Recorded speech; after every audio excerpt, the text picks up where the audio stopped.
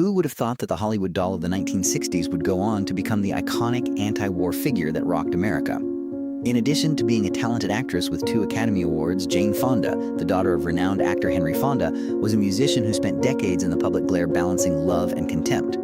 Beneath the glamour and the seductive pictures that once enthralled millions of men, there was a dark world of family tragedy that left her with a lifetime of remorse.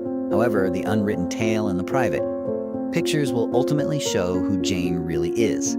Watch the entire video to learn about the aspect of her life that was never disclosed. On December 21, 1937, Jane Seymour Fonda was born in New York City into a family where tragedy and art appear to go hand in hand. Her mother, Frances Brokaw Fonda, was a stunning Canadian upper-class woman, and her father, Henry Fonda, was one of the most renowned performers in Hollywood at the time. Jane's mother was diagnosed with a mental condition when she was just 12 years old, and she was taken to a facility to receive treatment. She never returned home. Frances killed herself out of sorrow, leaving her small daughter with a heart wound that would never fully heal. Later on, Jane stated, "I spent my whole life trying to understand why my mother left, but maybe I'll never really know." Henry, her father, kept his suffering to himself. Soon after, he got married again, but that union also ended in divorce a few years later. Jane had always wanted to be a model since it seemed like a secure career that would fit her inherent grace and charm. Her father's fame made it easy for her to appear on the covers of esteemed publications like Vogue. However, despite her early success, Jane sensed an emptiness. Within herself, a silent beckoning she was still unable to identify. Her encounter with Lee Strasberg, the founder of the renowned actor studio and the father of numerous Hollywood icons, was a turning point in her life. "You have talent, Jane," he said to her. Music is a simple statement, but it had a profound impact on her life. When he said that, something inside me woke up. For the first time in my life, I felt I could actually do something meaningful, Jane once recounted. The dream of acting flared within her, furious and unstoppable. Before graduating from Vassar College, Jane left to pursue a career in theater.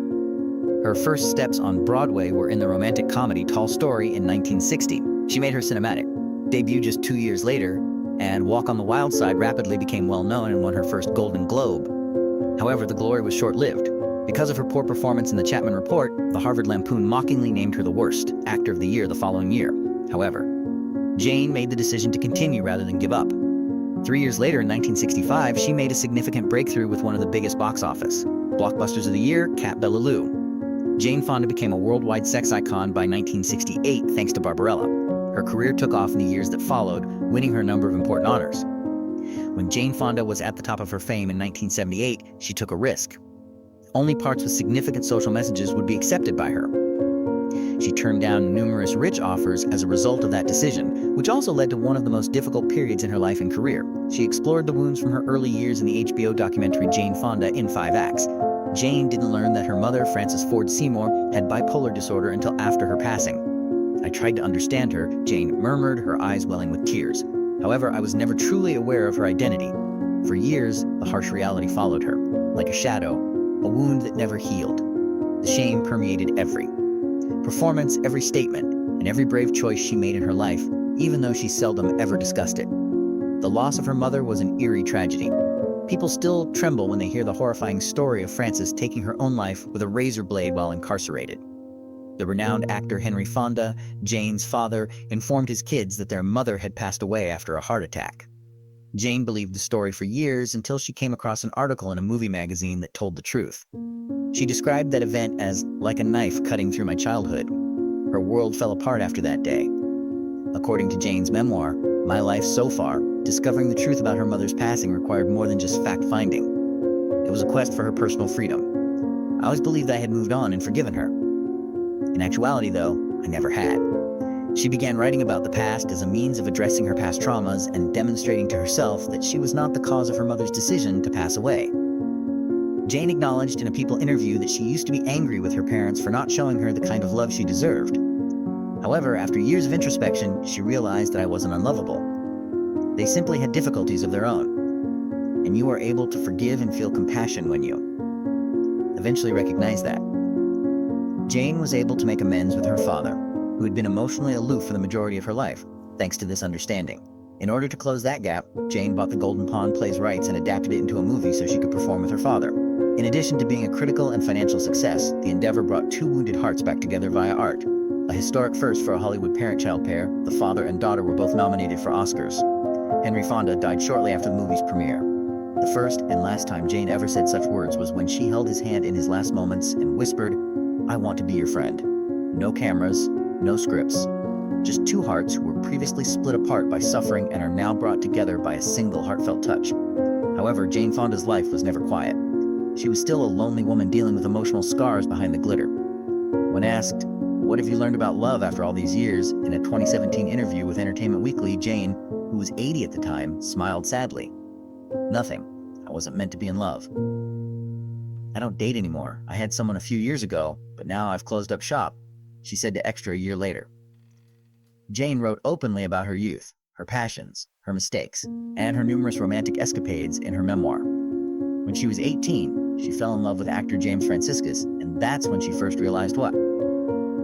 Meant to be fully mature, both physically and emotionally. Jane's list of lovers grew lengthy after that, revealing a woman divided between a strong need to be loved and an equally strong dread of love. In 1963, she got to know Roger Vadim, a French director and musician who had made Brigitte Bardot famous. Vanessa Vadim is their daughter, born in 1965. However, the waves of change were too much for their marriage to endure. Their love progressively waned as Jane grew more active in anti-war and social movements. They discreetly parted ways by 1972. Jane surprised everyone by getting married to political campaigner Tom Hayden while 3 months pregnant, just 3 days after their formal divorce. Tammy Troy Giddy, their son, and Mary Lana Williams, an African-American daughter, were adopted during their nearly 2-decade marriage. However, Jane once more witnessed the disintegration of another family. Their official divorce in 1990 signaled the beginning of yet another painful chapter in a life that didn't appear to be going to be easy. Jane met Ted Turner, the creator of CNN and a billionaire renowned for his volatile and free-spirited personality, following her turbulent marriage to Tom Hayden. Turner was the kind of man who was both irresistibly charming and perpetually challenging, according to Jane, who once remarked that he made her laugh and cry every day. They remained together for almost 10 years after getting married in 1991. However, Jane made the decision to leave after realizing she had been in someone else's orbit for too long. She was married for the last time. Following Turner, Jane developed a more compassionate bond with music producer Richard Perry. They shared a passion for art and creativity and lived together for a number of years before their relationship ended in 2017. In retrospect, Jane acknowledged that all of her romantic relationships were motivated by the same desire to be liked, to be noticed, and to make up for the loss of her mother. When Jane was just 12 years old, her mother committed herself, leaving a lifelong hurt and the belief that she was never good enough to be loved. On screen, Jane Fonda personified as a powerful, daring, seductive, and wise lady. But behind the scenes, she was a frail person who struggled for years with addiction and insecurity. She once remarked, "It's a miracle that I'm still alive and working at 80," in a tone that was both mournful and thankful. Jane was reared by her father, the renowned actor Henry Fonda, as she had no mother. However, rather of using music to console her, his lectures frequently felt like chains. He used to say, "A lady must be perfect in every way." Jane didn't admit, "It took me a long time to realize we're not meant to be perfect. We're meant to be whole," until years later in an interview with Oprah Winfrey. For her, this realization was liberating and a means of at last forgiving herself after a lifetime of pressure and pretense. Jane had 2 lives during her childhood, one in the shadows and one for the general public.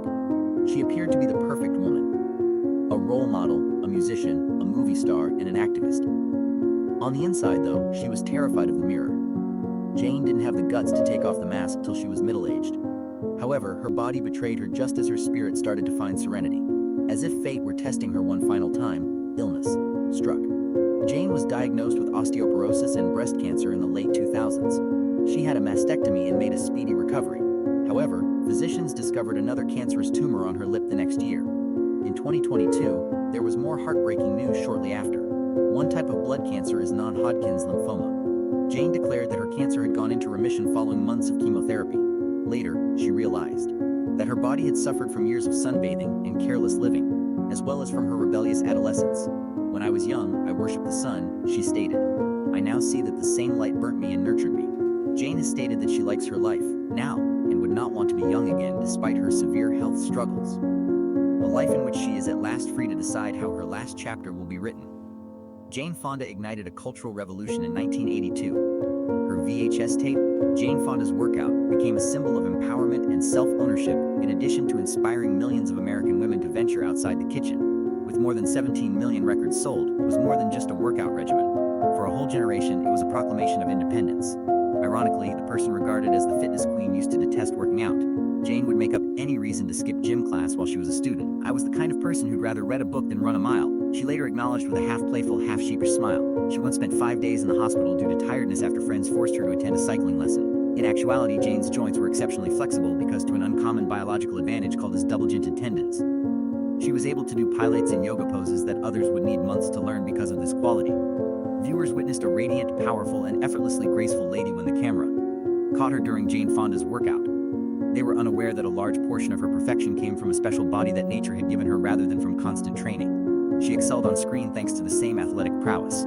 She portrayed a seductive space traveler from the future in the 1968 science fiction classic Barbarella, a part that involved numerous wire stunts, body bends, and intricate action scenes. Director Roger Vadim